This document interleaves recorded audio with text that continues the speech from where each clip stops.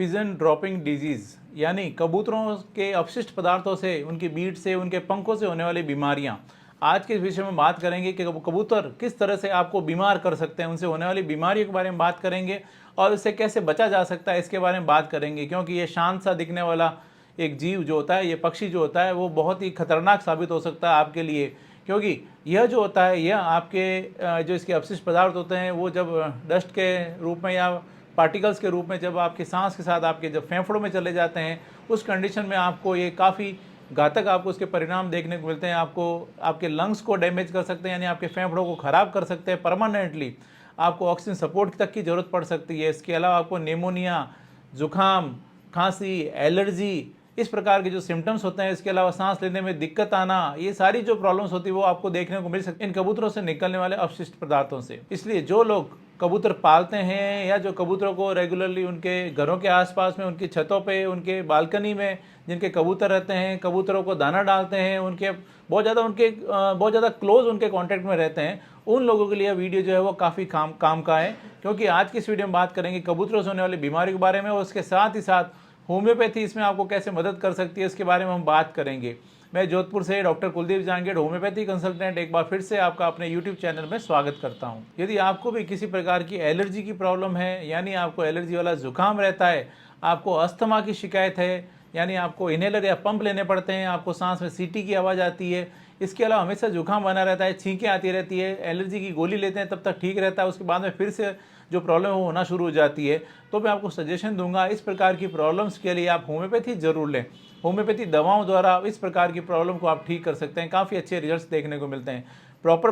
Treatment के लिए, इस प्रकार की प्रॉब्लम के लिए आप चाहें तो मुझसे कांटेक्ट कर सकते हैं। मैंने अपना कांटेक्ट डिटेल दे रखा है। दोस्तों, जो कबूतर की बीट होती है, ये जो पंख होते हैं, उसके अंदर कई प्रकार के बैक्टीरिया, वायरस होते हैं, कई प्रकार के फंगल इन्फेक्शन का वो कारण बन सकते हैं। और जब कभी भी आप साफ़ सफाई करते हैं और जब सफाई करते हैं और जो डस्ट उड़ती है, धूल मिट्टी उड़ती है, और उसके साथ साथ जो ये इनके जो इनकी बीट होती है, उसके जो पार्टिकल्स होते हैं, जब वो उड़ते हैं और वो सांस के साथ में जब आपके फेफड़ों में जाते हैं, तो उस कंडीशन में आपको कई प्रकार की एलर्जी जो होते हैं वो अंदर जाके प्रोड्यूस करते हैं, आपके लंग्स के अंदर इन्फ्लेमेशन प्रोड्यूस करते हैं, और उसके साथ ही साथ वो लंग्स के अंदर सूजन आना शुरू हो जाती है, लंग्स को डैमेज करना शुरू कर देते हैं और आपको कभी कभी परमानेंटली लंग्स को भी ख़राब कर देते हैं। इसलिए आपको जितना हो सके इन सब चीज़ों से दूर रहना चाहिए, अपने आप को बचाना चाहिए, अगर आप चाहते हैं कि इस प्रकार की प्रॉब्लम आपको फेस नहीं करनी पड़े। चलिए दोस्तों, अब हम बात करते हैं कबूतरों से होने वाली कुछ कॉमन बीमारियां और उसके लक्षणों के बारे में। अगर इसमें यहाँ पे मैं कुछ खास प्रकार की जो बीमारियों की बात करूँ जो कि कबूतरों से फैलती है, और इसमें जो सबसे पहली है वो है सिटिकोसिस। सिटिकोसिस से इसको फैलने का जो कारण होता है वो होता है कबूतरों में पाया जाने वाला एक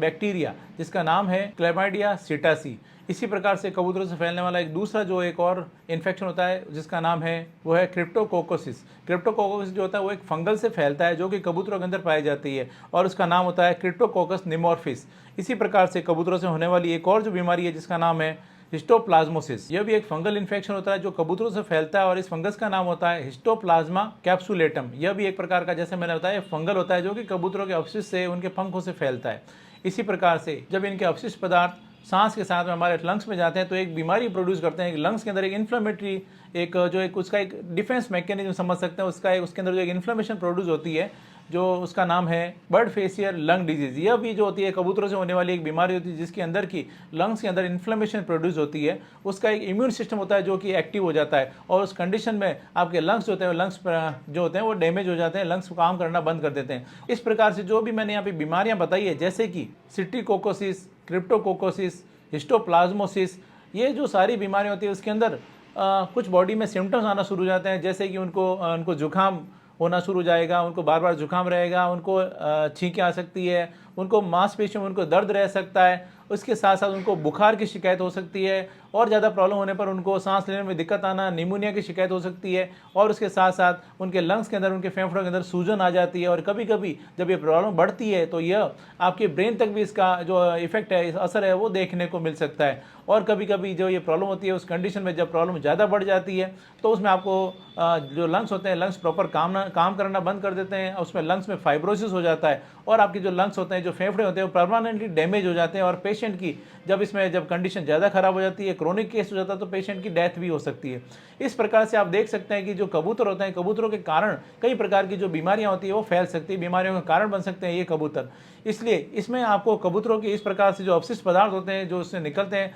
उससे आपको अपने आप को बचाने की जरूरत है। अगर इसमें बचाव की मैं बात करूं यहाँ पर, तो बचाव के लिए आप कर सकते हैं कि जब भी आपके आसपास में जब कबूतर ज़्यादा होते हैं तो उनको आप थोड़ा सा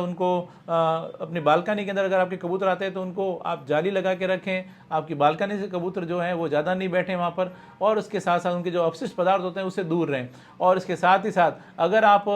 साफ़ सफाई करते हैं, जब कभी भी इनके अपशिष्ट पदार्थ को, इनकी बीट को जब आप हटाते हैं, तो उस कंडीशन में कोशिश करें कि आपकी जो इससे उड़ने वाली जो धूल या जो डस्ट पार्टिकल होते हैं वो आपके सांस में नहीं जाए। प्रॉपरली मास्क का प्रयोग करें। इसके साथ ही साथ आपकी जो एसी होता है, एसी की जो पास में अगर कबूतरों का जमावड़ा ज़्यादा रहता है तो वहाँ पर अपने कबूतरों को वहाँ पर ज़्यादा जमने नहीं दें। इसके साथ ही साथ अगर आपको लगता है कि आपके आसपास कबूतर ज़्यादा हैं, जुकाम खांसी हो रहा है, सांस लेने में दिक्कत आ रही है, फीवर हो रहा है, बॉडी एक हो रहा है, तो उस कंडीशन में तुरंत अपने नज़दीकी डॉक्टर से जरूर संपर्क करें। इस प्रकार से इन बातों का अगर आप ध्यान रखते हैं तो आप अपने आप को कबूतरों से होने वाली बीमारियों से आप बचा सकते हैं। अब बात करते हैं होम्योपैथी ट्रीटमेंट की, तो होम्योपैथी में इस प्रकार की जो प्रॉब्लम होती है जिसके अंदर आपको उससे होने वाली बीमारियों के आपको अगर सिम्टम आ रहे हैं, सांस लेने में दिक्कत आ रही है, आपको कॉमन कोल्ड वाले सिम्टम आ रहे हैं, बॉडी एक रह रहा है आपको, इसके अलावा लंग्स में अगर आपको इसका असर आ रहा है, सांस में परेशानी आ रही है, तो इसमें होम्योपैथी में कई प्रकार की ऐसी मेडिसिन है जो कि अवेलेबल होती है, जो पेशेंट की सिम्टम के आधार पर दी जाती है, तो उसमें काफ़ी अच्छे रिजल्ट देखने को मिलते हैं।